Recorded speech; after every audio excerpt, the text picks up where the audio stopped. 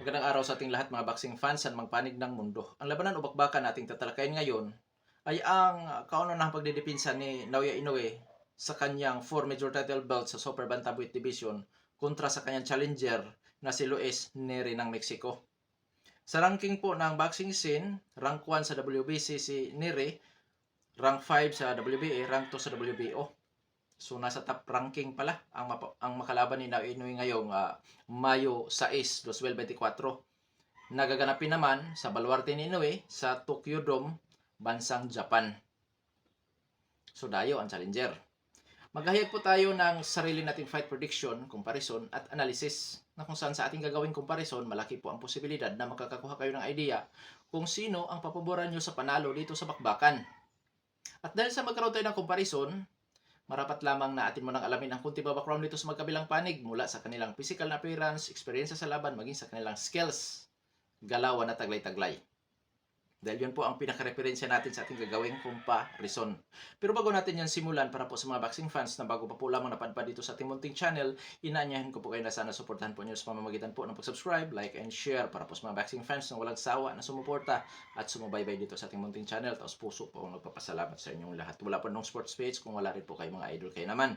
Simulan na natin. Unahin natin ang sa panig ng challenger kung ano bang mayroon dito. Luis Pantera Neri ng Mexico. Bilang isang professional boxer, may impresibong kartada po ito. 35 wins with 27 wins coming by way of knockout, may isang talo at wala pang netalang tabla. Sa kanyang nag-iisang talo, knockout po ang kanyang sinapit. Sa ngayon, may edad na 29 anyos po. Itong si Neri. Height 5 foot and 5 inches. Reach 65 inches. South po ang kanyang stance. Knockout ratio 77.14%. Last fight, Hulyo 8, 2023. Nakalaban ito ang ating kababayan si Froilan Saludar. Panalo si Neri sa kanyang huling laban by second round technical knockout. At ang kaunang boksingero na nagdungay sa dating malinis na kartada nitong si Luis Neri ay itong si Brandon Figueroa noong 2021. Isang matinding body shot, bagsak si Neri. Na-knockdown si Neri, hindi nakarecover. Kaya hinatulan ng mga hurado ng knockout sa laban. Pero pagkatapos ng mga idol, nakarecover si Neri. Nagtuloy-tuloy ang kanyang panalo hanggang sa mapasabak nga siya kay Inoue ngayong Mayo 6, taong kasalukuyan. At may narinig pa nga akong balita na itong si Neri ay blacklisted daw sa Japan. Pero biglang tinanggal mga idol para lang makalaban ni Inoue. Kung gagantihan nila si Neri dahil sa ginawa ni Neri kay Shinsuke Yamanaka. Ngayon, dadako tayo sa karanasan o eksperyensya ni Luis Neri. Dating 2 Division World Champion ang boksingerong ito. Nag-World Champion sa Bantamweight Division at sa Super Bantamweight Division. At ang kanyang mga nakalaban na kung saan masasabi nating di kalibreng boksingero na nakapagbibigay sa kanya ng magandang karanasan ay ang laban niya kay Brandon Figueroa, sa Tovanesian, at siyempre maging kay Shinsuke Yamanaka na kung saan nagsisilbing challenger si Neri kung di ako nagkamali sa laban na yon. At siyempre lalo na dito kay Brandon Figueroa dahil natalo siya. At itong si Brandon Figueroa mga idol, hindi po to basta boksingero dahil may tinalo na rin ito na Pinoy, which is si Mark Magsayo sa featherweight division. Kaya masasabi nating di kalibreng boksingero nga po ang nakalaban ni Neri na si Brandon Figueroa. Sa skills sa taglay-taglay naman ni Luis Neri, boxer puncher, pressure fighter style, which is malimit natin nakikita sa kanya yan, defensive style, willing, lumaban sa brulan o tututong na bakbakan, may counter punching style, volume puncher itong si Luis Neri, taglay ang power, timing at accuracy. Ngunit pagdating sa depensa, bagamat may magandang depensa din ang boksingerong ito, pero hindi po kahigpitan. Sa madaling salita, may mga butas pagdating po sa depensa. At idagdag natin, expose ang kanyang kahinaan sa katawan. Oo. Ngayon, sa panig naman ng kasalukuyang undisputed world champion dyan sa Super Bantamweight Division na kung saan tinaguri ang The Monster ng Japan na si Naoya Inoue. Bilang isang professional boxer, may impresibong kartada din po naman ito. 26 wins with 23 wins coming by way of knockout, undefeated, may edad na 31 anyos, height 5 foot and 5 inches. Reach 67.5 inches. Orthodox naman ang stance nitong si Inoue. Knockout ratio 88.46%. Last fight, unification title bout, road to undisputed. Sa laban niya kay Marlon Tapales noong December 26, 2023. Panalo itong si Inoue by 10th round knockout kontra sa kababayan natin. Ngayon dadako tayo sa eksperyensya, karanasan nitong si Inoue. Bago pumasok sa professional boxing, dating lumalaban sa amateur. At nung nasa professional boxing na siya, naging 4 division world champion naman po ito.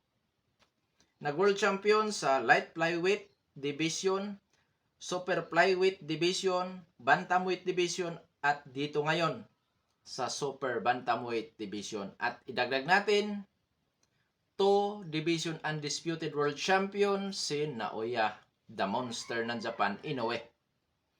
At ang matitinding na kalaban nito na kung saan nakapagbibigay sa kanya ng magandang karanasan, nangunguna ang una niyang pagharap sa lipas na sa prime noon na si Nonito the Filipino Flash Donaire, na kung saan talagang binasaga ni Donaire ito ng orbital bone at muntik bumagsak. Idagdag natin ang laban niya kay Marlon Tapales, dahil hindi rin po basta-bastang boksingero sa Tapales. Stephen Fulton, yan po ang mga nakalaban nito. Pagkamat puro tinalo yan ni Inoue by knockout, si Fulton at si Marlon Tapales, pero doon natin nakikita na may mga butas din po pagdating sa depensa, lalo na sa mga southpaw fighters itong si Naoya Inoue. Tinatamaan ito ni Marlon Tapales. Ngayon sa skills na taglay-taglay ni Naoya Inoue, boxer puncher din po para sa akin. Pressure fighter style, defensive style, lumalaban din sa brulan, natututo na bakbakan, may counter punching style. Taglay naman ni Inoue ang power, hand speed, reflexes na kung saan maliksi ang kanyang reflexes, timing, at accuracy. Siyempre, volume din kung bumabato ng suntok si Naoya Inoue. Ngunit, pagdating sa depensa, may mga butas din po sa depensa si Naoya Inoue, na kung saan ang kanyang pinaka-opinsa, yun na rin ang nagsisilbing kanyang depensa. At pagdating sa durability o tibay ni Inoue, masasabi kong may tibay din po ito. Dahil dito sa professional fights, hindi ko pa nakitang napabagsak ito. Nabasagan man ito ng orbital bone sa laban niya kay Nonito Donaire, pero nakasurvive. So may tibay. Hindi ko lang alam kung madala ba niya ang kanyang tibay ngayon sa kapwa niya knockout artist na si Nere. Ngayon, dadako na tayo sa ating gagawing comparison. Unahin natin sa skills. Parehong boxer puncher ang dalawang maglalaban. Parehong may butas sa depensa. Si Nere may pagka-agresibo. Si Naoya Inoue ay taglay ang hand speed, volume, power. May kalamangan si Inoue dahil doon sa kanyang hand speed. Advantage po yan. Pagdating sa karanasan, lamang po si Inoue dahil dati lumalaban sa amateur at naging 4 division world champion. Pero may laban din po si Luis Nere dahil nag-world champion po ito. 2 division world champion din po ito. So may laban po sa karanasan si Nere. Pero comparison tayo, may kalamangan po si Inoue. At sa uri naman ang kinalaban sa super bantamweight division. Itong si Brandon Figueroa at Stephen Fulton ay nagkaroon ng laban. Talo si Brandon Figueroa by majority decision.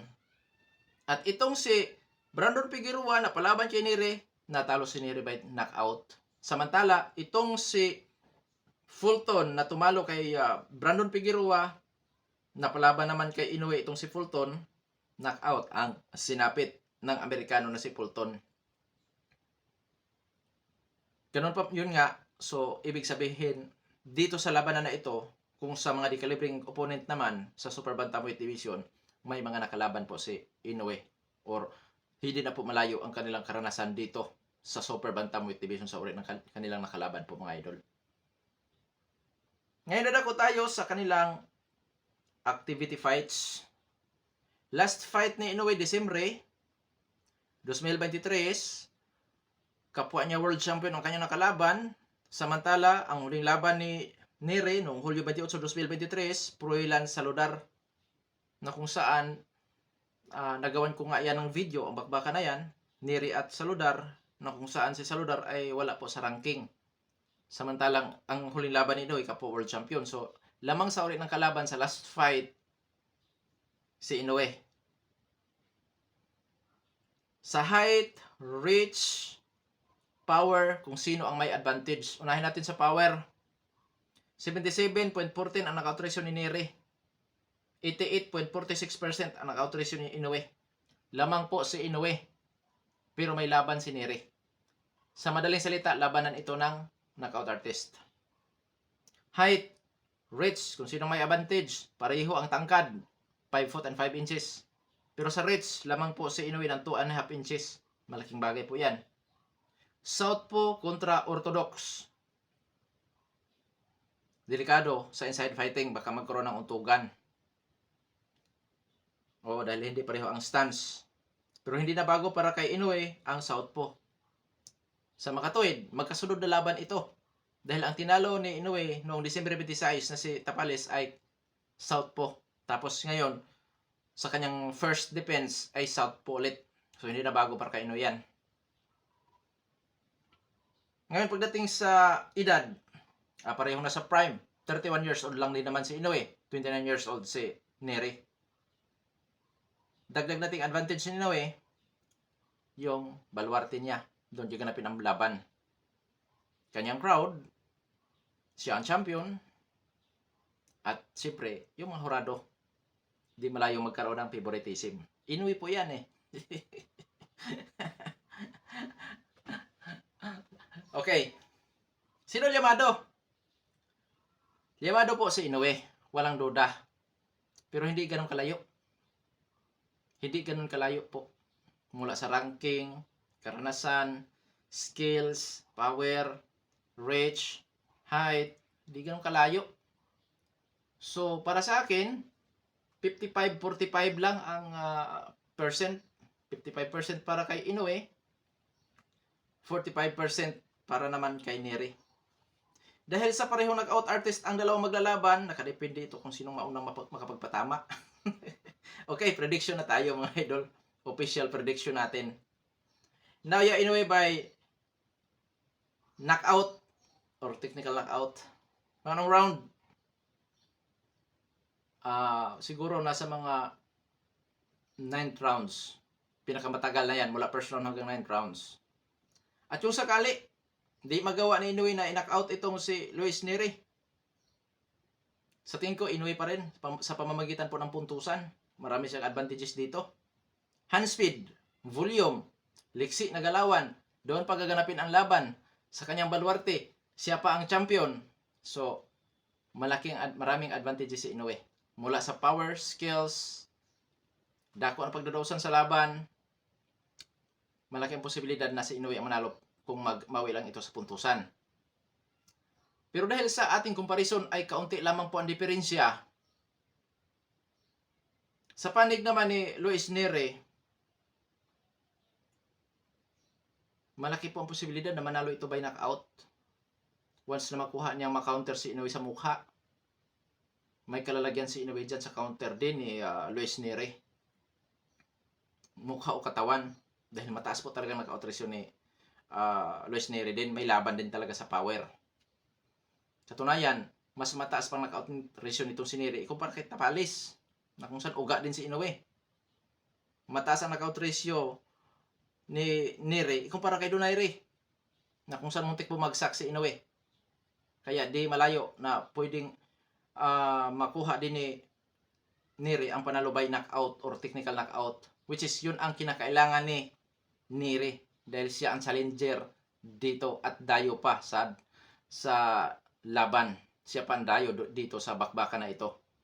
At yung sakali, di magawa ni Luis Neri ang pag-knockout kay Inoue, which is kakayanin ni Inoue ang mga pamatay na suntok nitong si Neri. Sa tingin ko, may tsansa pa rin na manalo sa puntusan din itong si Neri. Pero kailangan niyang magtrabaho ng husto mga idol. dapat maging dominante siya sa laban. Sa madaling salita, kailangan niyang maging dominante, magtrabaho ng husto para siya ang panigan ng mga hurado sa puntusan. Dahil kung magkaroon lamang ito ng dikit sa scorecard, kahit pa nakalamang ng kaunti itong sinire, kung magkataon na ganun nga, malaki pa rin ang posibilidad na matalo siya. Maliban na lamang mga idol, kung mapabagsak niya si Inoue na 2 beses, 3 beses, tapos magkaroon itong si Inoue ng respeto kay Neri. Once na makatikim nga ng bagsak si Inoue dito, magkaroon to ng respeto. Sa madaling salita, mag-iingat na kung saan posibleng may domina din ni Neri ang laban at magkuhang panalo sa pamamagitan po ng puntusan. Dahil may power din naman na dihamak ang Meksikano. Pero dito, kung ako ang tatanungin nyo kung sino ang may malaking tsansa sa panalo, Inoue po ang may malaking tsansa. Pero malaking pagsubok ito kay Inoue ngayon na laban. Oo, malaking pagsubok ito dahil sa lahat ng nakalaban ni Inoue, ito ang may pinakamataas na knockout ratio, si Luis Neri. Opo. Kaya abangan natin, magandang laban din po ito mga idol. Uubra kaya ang hand speed, body punches ni Inoue? Sa tingin ko nga, dito to magpandali sa ang iaayaw siguro nitong si Neri, body shot. Sa tingin ko lang, dito to madadali. At follow up sa mukha. May posibilidad dyan na dito madali. Kasi itong si Luis Neri na uuga din naman pag tinamaan sa mukha eh. Ay, lalo na sa budiga, eksperto si Inoue dyan. Kaya abangan natin mga idol kung yung mga sinasabi ni Neri magawa ba niya dito sa laban. At yung sabi ni Inoue na hindi niya papurmahin itong si Neri. Tingnan natin kung alin ang matutupad na pagbabanta dyan sa laban na yan mga idol. Dahil itong si si Luis Neri, binana to sa Japan. Di na to makapasok dapat. Pero dahil kay Inoue, tinanggal ang yung parusa para kay Neri na hindi na makapasok sa Japan para lumaban ng boxing. Kaya delikado to. Risky ito kay Inoue. Dahil lihamak na delikadong kalaban din po talaga itong si Neri. Pero yun nga, kung inyong sinubaybayan ang ating comparison, maanuhan ninyo na yun nga ang ikinalalamang ni Inoue, yung mga nasabi ko. Hanggang dito na lamang ito Pandong Sports PH. Maraming salamat po.